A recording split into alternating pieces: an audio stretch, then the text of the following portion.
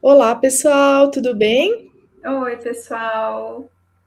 Então, estamos aqui hoje para falar de um tema que é muito sensível para muita gente, que é a insônia, né? Então, Bem antes de- comentado na clínica, né? Às vezes a gente vê tantos casos que aparecem, não é a queixa principal, mas no decorrer das sessões a gente vai entendendo que isso também se torna algo como uma demanda.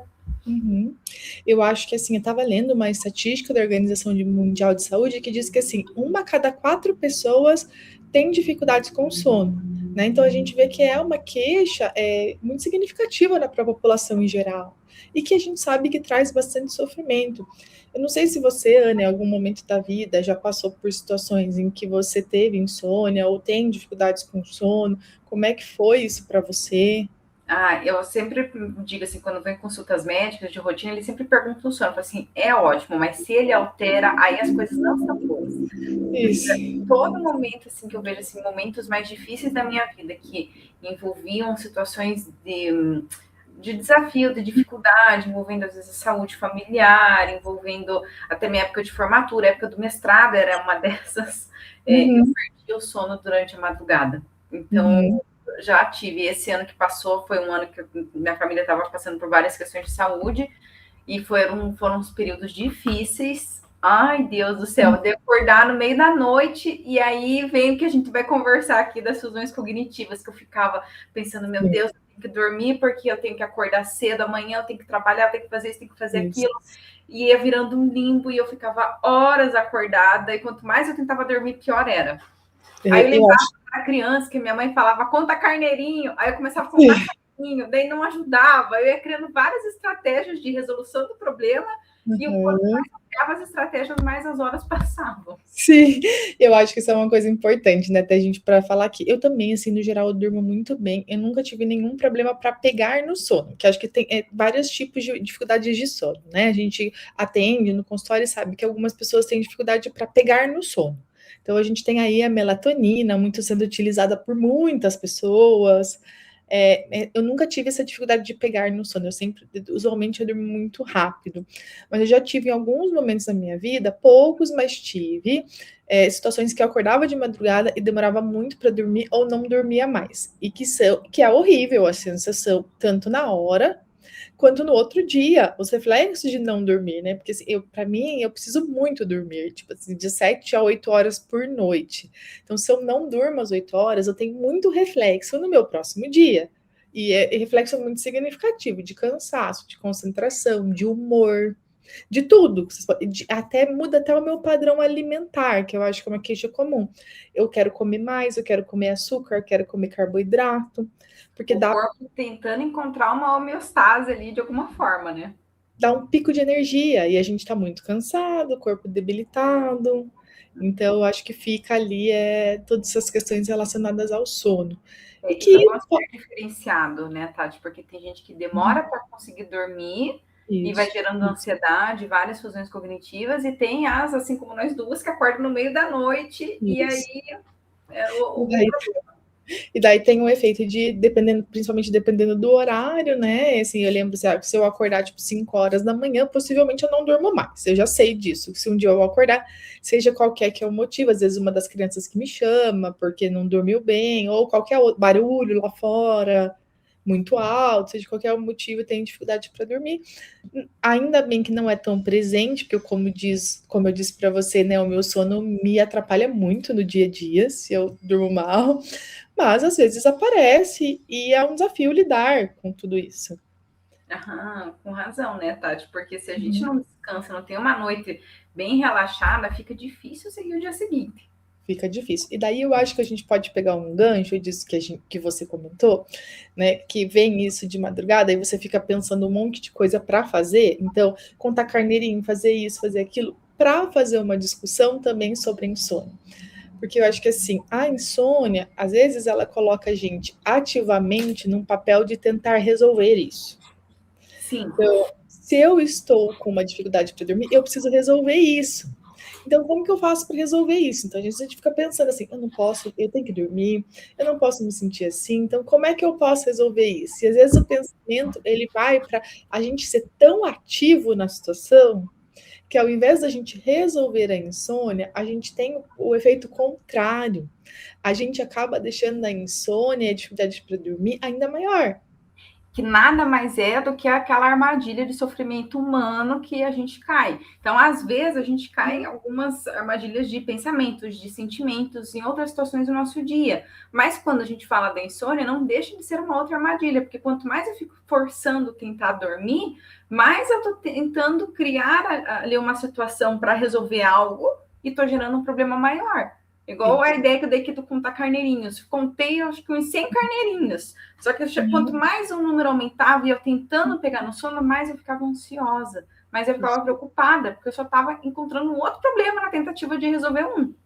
Com certeza, é a armadilha do controle, né? Então, assim, olha, eu não tô conseguindo dormir e eu preciso dormir. Eu tenho que fazer algo para dormir. A questão é que, assim como os pensamentos e os sentimentos, a gente também não tem controle sobre o sono.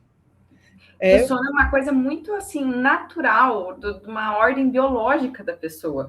E eu lembro, assim, desses momentos, esse era do mestrado mais, né? Que agora, do ano passado, era mais eu acordar no meio da noite e ficar pensando em coisas que eu tinha que resolver. O do mestrado, eu lembro que eu acordava sozinha, porque eu acho que eu tinha que fazer tanta coisa também. Sim. Mas eu acordava sozinha, tipo, 4, 5 horas da manhã, e eu pensava, meu Deus, como é que dorme de novo? E eu não conseguia dormir. Eu falava assim, como que dorme? Como é que as pessoas dormem? E daí eu tentava encontrar uma forma de dormir, porque eu não sabia fazer dormir, sendo que era uma coisa natural. Então, isso.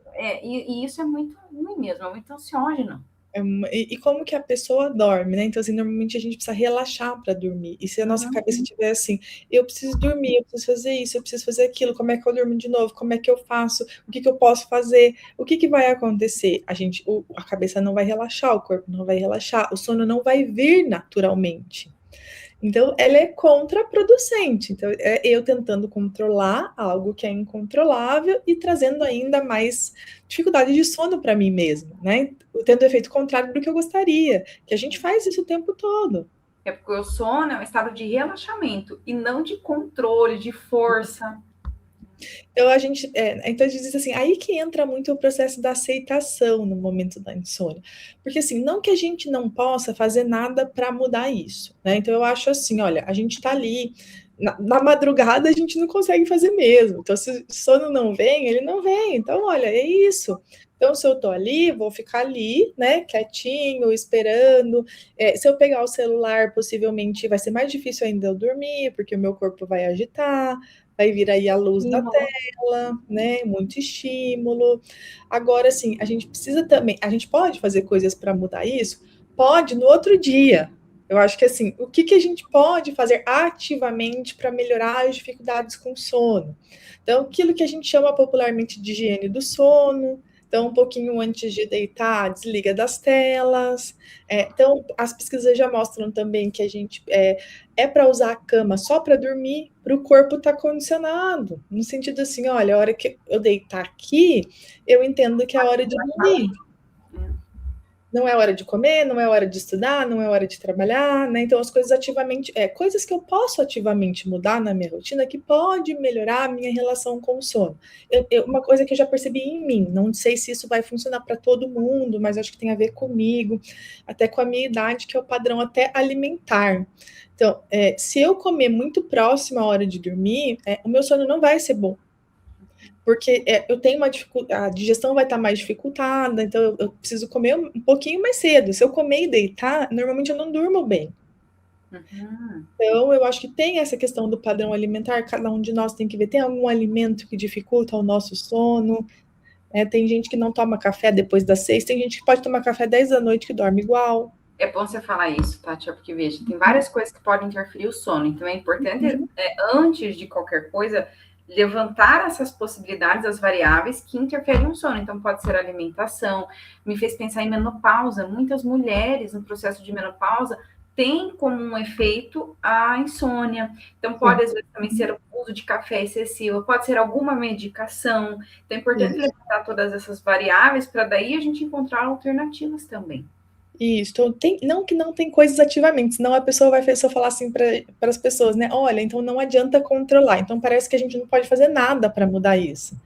Não, a gente pode, não durante a madrugada, mas pensar nos próximos dias, depois de uma noite mal dormida, como que eu posso organizar o meu dia, a minha rotina? Então, se eu não dormir muito bem e eu cochilar durante o dia, possivelmente vai ser mais difícil dormir no próximo dia de noite, porque eu cochilei. Então, Uhum. segurar o cochilo para ver se dorme melhor de noite, né? Porque Entender essas podem ser estratégias de ações comprometidas daí.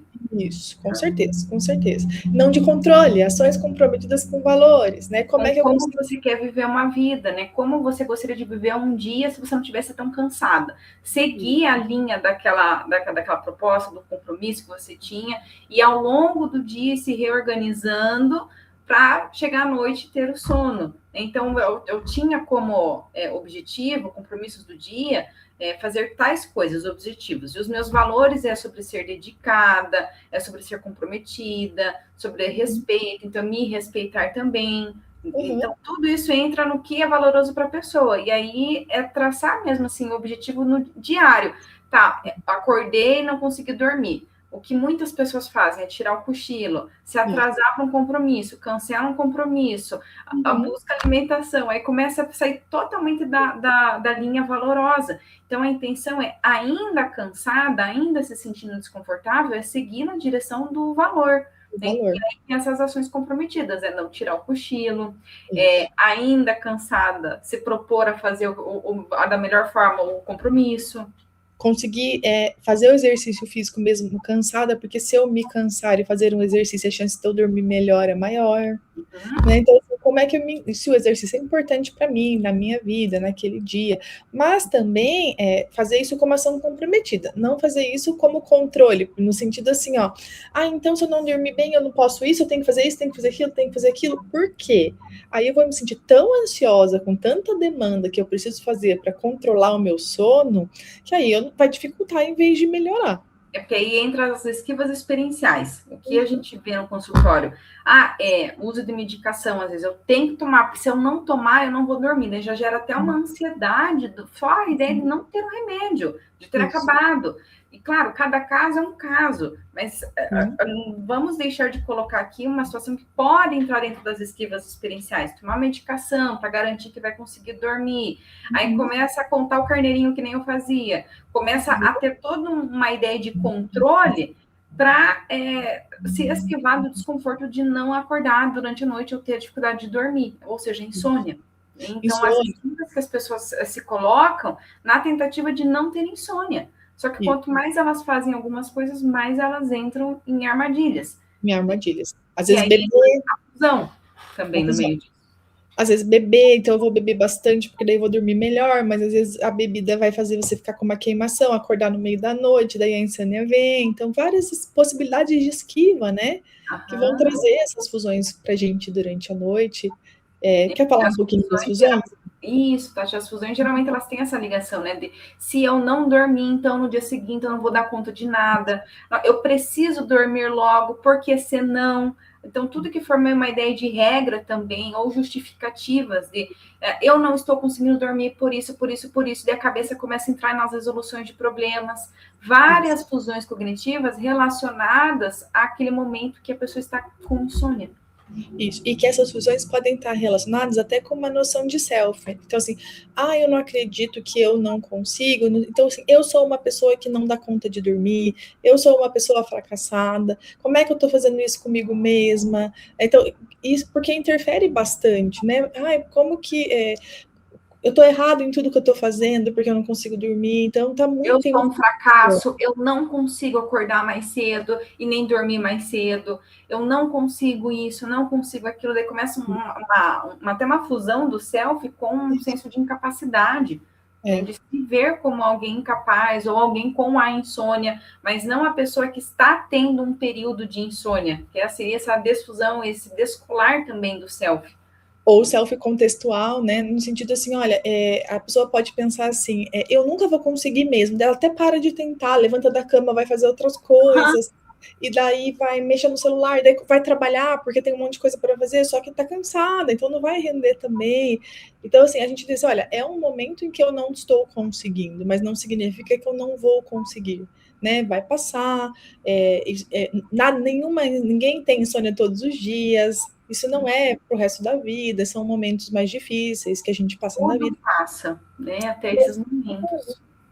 Então, eu acho que isso aparece bastante. Eu trabalho bastante com aceitação. Olha, eu estou me sentindo assim nesse momento. Eu estou com dificuldade de dormir, mas assim, nesse momento, talvez não tenha nada durante a madrugada que eu possa fazer para mudar isso. Talvez o que eu possa fazer é o mindfulness, no sentido assim, olha, estou sentindo isso, estou aqui, vai passar, está melhorando, está passando, observando os sintomas do Com a corpo. experiência do corpo naquele momento, da respiração, a sensação de relaxamento. Isso. E uma queixa muito comum, que eu também já senti, eu acho que assim, olha, se numa noite mal dormida, na segunda noite, você já inicia a noite com medo de não dormir de novo. Uhum. E eu acho que isso também atrapalha bastante. Falo assim, poxa, será que eu não vou conseguir dormir de novo essa noite? Como vai ser a próxima noite para mim? E daí vira que as fusões tomam conta da nossa cabeça. Eu não vou conseguir, aí não acredito que eu não vou dormir de novo. Como é que vai ser meu próximo dia? E eu vejo que tem pessoas que, inclusive, têm crise de ansiedade de madrugada. Naquela questão do sofrimento limpo e sofrimento sujo, né? Pelo medo de não dormir de novo. Não é pela insônia em si, pelo medo das consequências que isso vão gerar para essa pessoa no outro dia. Aí que entra a abertura, né? A aceitação, quando você estava falando, né, Tati, de hoje, neste momento, eu não estou conseguindo dormir, mas não significa que todos os dias eu não vá conseguir dormir. E quando eu disse tudo passa, na ideia de nada ser estático, né? Tudo muda constantemente. Então, hoje, talvez, neste momento, agora, eu estou com dificuldade de dormir, mas daqui a pouquinho, talvez meu corpo relaxe. Aí passou o dia, mas hoje, de novo, será que eu não vou conseguir dormir? Opa, estou tendo um pensamento de preocupação, mas o ontem não quer dizer o hoje. Isso, o ontem não prevê o futuro, né? Isso não me define como pessoa, são momentos da minha vida que acontecem. Então a gente tem que encontrar o equilíbrio entre essa postura de querer fazer muitas coisas para isso não acontecer, para melhorar a insônia, e alguns momentos simplesmente aceitar que ela tá ali e deixar que ela vai embora sozinha, sem a gente precisar fazer nada para isso mudar. Né? Encontrar esse equilíbrio é extremamente importante para que a gente lide melhor com a insônia. Exato. Eu acho que é esse ponto ali. Até queria trazer para vocês, né? A gente traz muito aqui essas discussões, essa questão da arte, um estudo, porque tem a Renata El Rafik de Ferreira, da USP de São Paulo, que ela trabalha com insônia e arte. Então, o trabalho dela é bem bonito. Ela tem várias pesquisas na pós-graduação, né? A professora lá, com os alunos dela, e ela fez uma pesquisa que mostra uma coisa bem legal da arte. Assim. É muito comum nas publicações do exterior, que no Brasil eu acho que isso é menos comum, mas eu acho que quem lê as publicações estrangeiras vê que é muito comum a comparação entre dois tipos de terapia lá. Uhum. Eu acho que isso até é meio motivado pelo plano de saúde, porque o plano de saúde quer pagar a terapia, ou a psicologia baseada em evidências, né? Quer pagar a psicoterapia que vai ter mais efetividade. Então, eles comparam muito. Aí ela fez um estudo com diversos voluntários lá na USP de São Paulo, com terapia em grupo de arte e insônia. E os resultados do estudo dela é bem legal, assim. Então, o que ela trabalha no geral, né? O protocolo das sessões. São sessões longas ali, de 90 a 120 minutos, se eu não me engano, vou confirmar o horário, eu aviso aqui para vocês. Aí ela faz o quê? Ela faz psicoeducação sobre arte, sobre aceitação, difusão, trabalha isso discutindo no grupo, o que eles sentem, né? Treinamento de mindfulness com os exercícios experienciais. Então, são várias sessões com o grupo.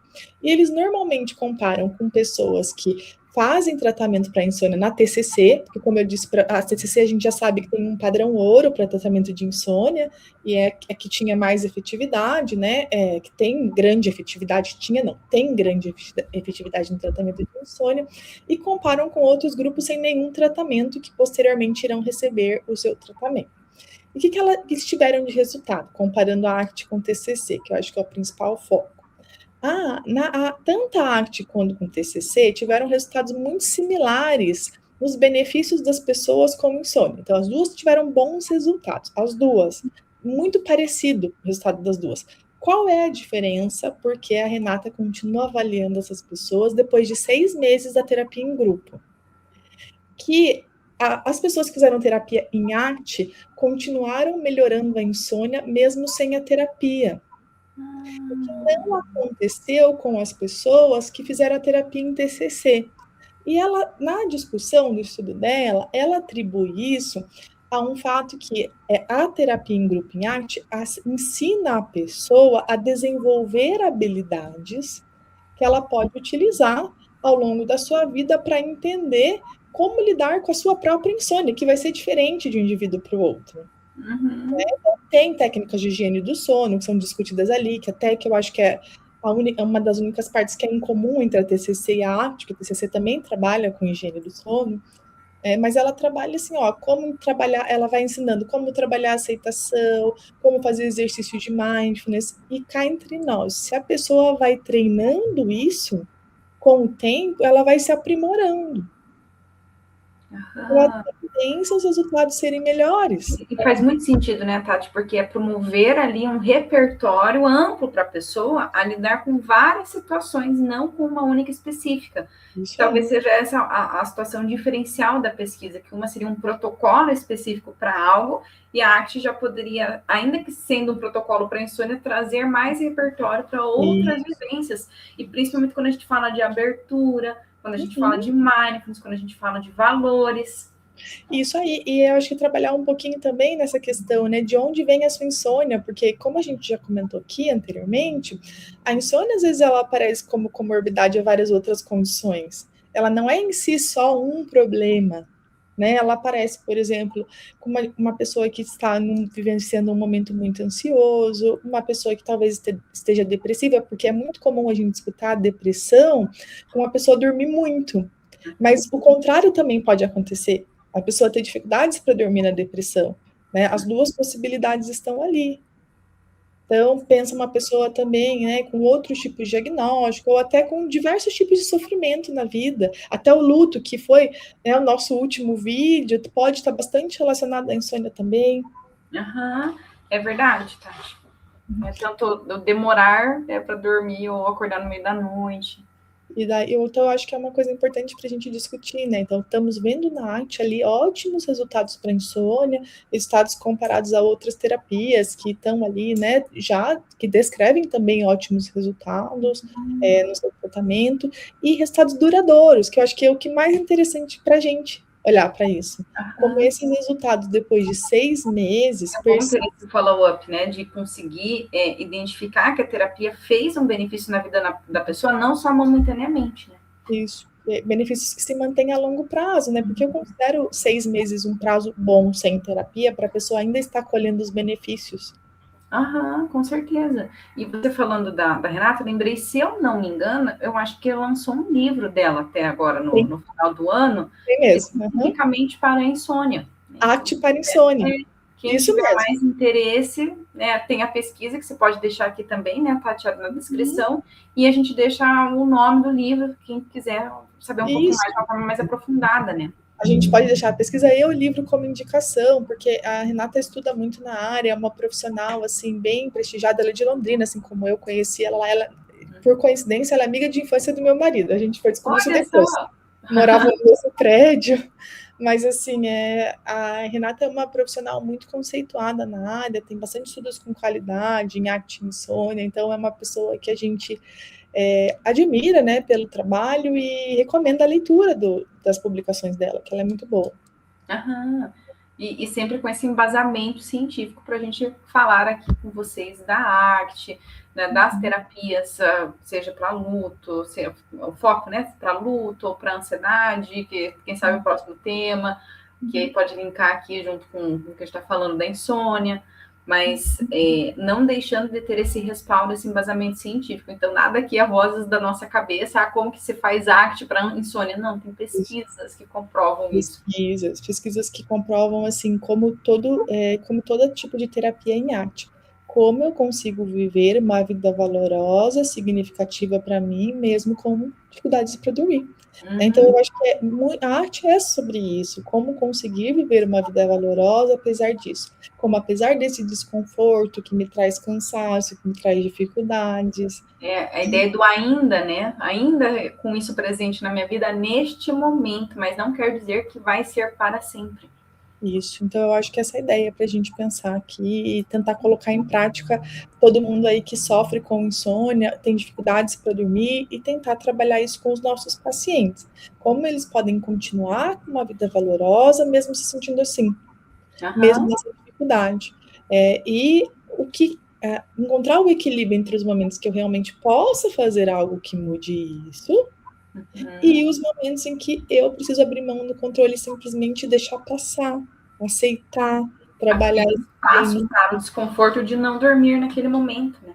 De não dormir, porque independente do que eu faça, ao invés de melhorar, vai piorar em alguns momentos. Então, acho que olhar para isso também é extremamente importante para essa queixa que incomoda muita gente e traz, né, um desconforto bem significativo. Isso. Eu acho que era mais ou menos isso, né? Uma pinceladinha aí da insônia, mas acho que é uma discussão importante para a gente fazer.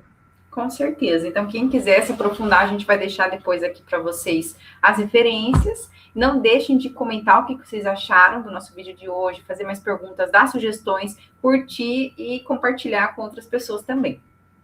É isso mesmo. Até o próximo, gente. Tchau. Tchau.